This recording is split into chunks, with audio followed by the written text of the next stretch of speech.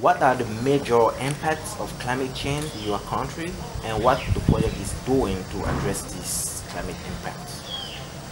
The major impacts of climate change in our country, Malawi, many, but the significant one are the floods that have increased with intensity and the magnitude over the past 5 years, and the droughts.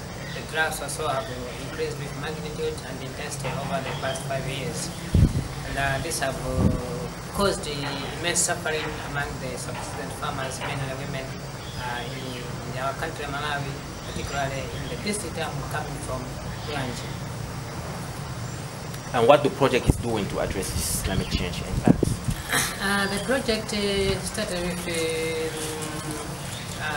some intervention. It started an intervention called African Adaptation Program, where we established a climate change center. The aim of the center was to pre-inform local farmers, subsistence farmers, on the impending disasters like floods and droughts. So we linked up with the Department of Meteorological in the country to train the local farmers, and the project provided us with equipment to establish a local climate change center, where we used it as a one-stop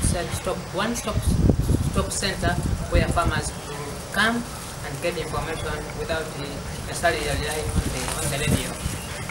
What's your biggest challenge? The biggest challenge is the resources. As you know, climate change is a new phenomenon in our country.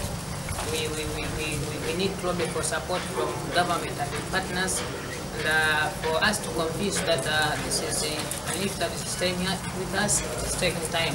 By the time we are waiting to have responses, people are already suffering in the communities. And what is your biggest accomplishment? Our biggest accomplishment as a council, as a local council, is the establishment of the climate change center, where farmers are able to come, learn from within, and another innovative way is to incorporate local knowledge as far as climate change issues are concerned with the conventional scientific knowledge. As you know, the majority of our farmers are not highly educated, and they depend on the informal knowledge, and they have also knowledge. So they have ways and means of adapting to climate change, but the fact that those things are not documented, so we have tried to retrieve that information that is kept by farmers, and they link them with the scientific knowledge, so that the farmers don't see climate change as a new phenomenon, but something that has been there and something that they can deal with it with local resources. What did you learn from exchanging with other project teams?